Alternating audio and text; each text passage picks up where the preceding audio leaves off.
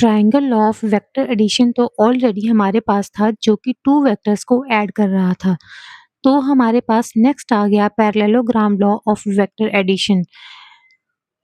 इसकी 4 साइड्स होती हैं बट इसका मतलब ये नहीं है कि ये 4 वेक्टर्स को ऐड करेगा, ये भी हमें 2 वेक्टर्स को ही ऐड करके देगा। पर इसमें मेन डिफरेंस क्या है, जो हमारी triangle laws of vector addition था, उसमें जो वेक्टर थे वो एक वेक्टर ऐसे था, तो दूसरा वेक्टर जो था दूसरे ऑर्डर में सेम ऑर्डर में ऐसे जा रहे थे। बट जो हमारा parallelogram law of vector addition है, उसमें जो हम 2 वेक्टर्स को ऐड करेंगे वो एक ही पॉइंट से जनरेट होंगे, यानी कि उनका कॉमन पॉइंट होगा। तो इनके बीच का मेन डिफरेंस ये है, इसलिए हमें ये पढ़ना पड़ेगा। तो स्टार्ट करते हैं स्टेटमेंट से। तो स्टेटमेंट क्या है कि अगर हमारे पास 2 वेक्टर्स हैं और वो साइमल्टेनियसली एक पार्टिकल पर एक्ट कर रहे हैं और क्या रिप्रेजेंट कर रहे हैं, मैग्नीट्यूड और डायरेक्शन दोनों। अब यहाँ पे देखिए हमने क्या लिया है, 2 वेक्टर्स ले लिए हैं, वेक्टर p और वेक्टर q, और ये दोनों जो है एक कॉमन पॉइंट से ओरिजिनेट हो रहे हैं। और क्या है, इनका दोनों का क्या है, मैग्नीट्यूड भी है और साथ में क्या है, डायरेक्शन। तो जो हमारी एडजेसेंट साइड होगी पैरेललोग्राम की, starting from a common point, तो जो हमारा रिजल्टेंट वेक्टर आएगा जिसका कि मैग्नीट्यूड भी होगा और डायरेक्शन भी होगी, वो किससे रिप्रेजेंट होगा, डायगोनल ऑफ अ पैरेललोग्राम, और वो भी उसी सेम पॉइंट से गुजरेगा। तो बस यही डिफरेंस है triangle law of vector addition में और parallelogram law of vector addition में। तो स्टार्ट करते हैं इसकी डेरिवेशन से। आपको स्टेटमेंट तो समझ आ गई ना कि if two vectors acting simultaneously on a particle are represented in magnitude and direction by the two adjacent sides of a parallelogram, two adjacent sides of parallelogram से हमने क्या लिए हैं, 2 वेक्टर्स लिए हैं, drawn from a common point, और एक common point से ही हमने उनको ड्रॉ किया है। Then the resultant vector represented magnitude and direction, तो जो हमारा रिजल्टेंट वेक्टर है वो रिप्रेजेंट कर रहा है मैग्नीट्यूड को भी और डायरेक्शन को भी by the diagonal of the parallelogram passing through that common point. तो जो हमारे वेक्टर्स हैं और जो हमारा रिजल्टेंट है वो तीनों ही सेम कॉमन पॉइंट से स्टार्ट होंगे, ओरिजिनेट होंगे, कुछ भी बोल सकते हो। Let two vectors p and q act on at a point o। अब हम इसकी डेरिवेशन स्टार्ट करने लगे हैं, तो हम क्या करेंगे, 2 वेक्टर्स लेंगे।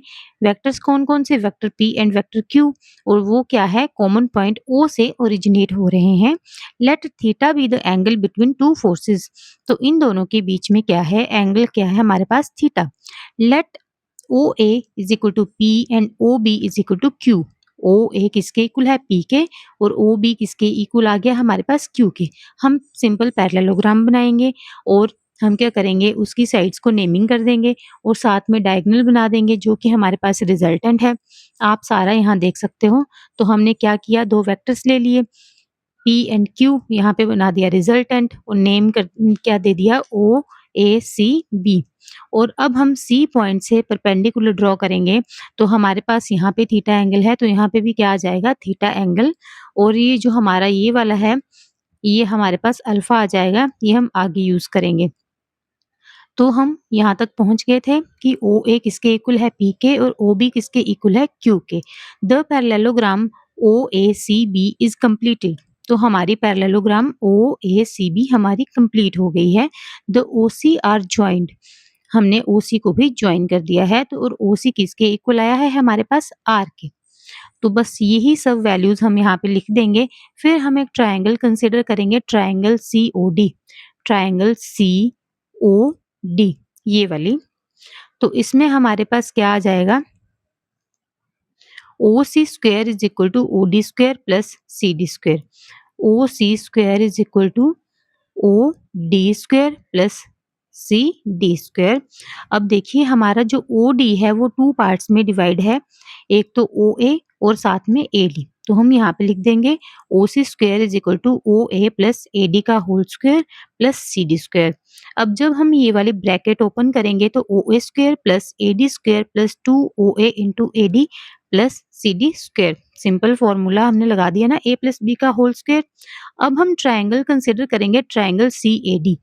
ये जो हमारी छुटकू सी ट्रायंगल है इसको कंसीडर करेंगे तो इसमें हम क्या देखेंगे कि हमारे पास थीटा एंगल है और ये हमारा परपेंडिकुलर है और ये हमारा क्या है बेस।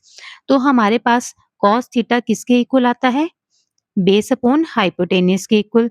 तो हम यहाँ पे देखेंगे cos theta is equal to base क्या है AD, AD divided by hypotenuse क्या है एसी।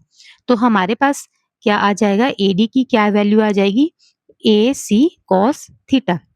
तो सिंपल हमारे पास ए सी किसके इक्वल है? अब देखिए यहाँ पे क्यू के इक्वल है तो हमारे पास जो है ए सी की भी क्या वैल्यू आ जाएगी? क्यू। तो यहाँ पे ए डी किसके इक्वल आ गया? क्यू कॉस थीटा के इक्वल। सिमिलरली हम निकालेंगे सी डी की वैल्यू तो वो किसके इक्वल आ जाएगी? क्यू साइन थीटा के इक्वल, क्योंकि हमारे पास सी डी क्या है? परपेंडिकुलर है ना, परपेंडिकुलर अपॉन हाइपोटेन्यूज किसके इक्वल होता है? साइन थीटा के। और हाइपोटेन्यूज की क्या वैल्यू है? क्यू। तो हमारे पास क्या आ जाएगा? जो हमारी सी डी की वैल्यू है क्यू साइन थीटा। तो अब हम यही दो वैल्यूज जो हमने निकाली हैं यहाँ पे पुट करेंगे। अब ओ ए की क्या वैल्यू है? पी स्क्वेयर और प्लस हमारे पास ए डी की क्या वैल्यू आई? Q square cos square theta. Square हो जाएगा ना यहाँ पे, प्लस हमारे पास टू ओ ए की क्या वैल्यू है? पी और ए डी की क्या वैल्यू है? क्यू कॉस थीटा, प्लस हमारे पास सी डी की क्या वैल्यू आई? Q sine theta. तो यहाँ पे स्क्वायर है तो Q square sine square theta. तो सिंपल हमने वैल्यूज पुट की तो हमारे पास क्या आ गया? P square plus Q square. हम यहाँ से कॉमन ले लेंगे इन दोनों टर्म से। तो Q square bracket cos square theta plus sign square theta bracket close और इस सब की वैल्यू होती है 1 प्लस ये वाली value as it is 2 P Q cos theta. तो R square is equal to P square plus Q square plus 2 P Q cos theta. ये वैल्यू क्या आ गई हमारे पास? 1। और जब हम यहाँ से स्क्वायर दूसरी साइड लेके जाएंगे तो रिजल्टेंट किसके इक्वल आएगा? P square square root of P square plus Q square plus 2 P Q cos theta. तो ये हमारे पास क्या आ गया? Parallelogram law of vector addition. और इसकी क्यों जरूरत पड़ी हमें? ये भी दो वेक्टर्स ऐड कर रहा है, ट्रायंगल लॉ भी दो वेक्टर्स ऐड कर रहा है, बट इसमें क्या है, जो हमारे वेक्टर्स हैं वो एक कॉमन पॉइंट से ओरिजिनेट हो रहे हैं, जबकि उसमें नहीं होते थे, उसमें हमें सेम ऑर्डर में उनको अरेंज करना पड़ता था।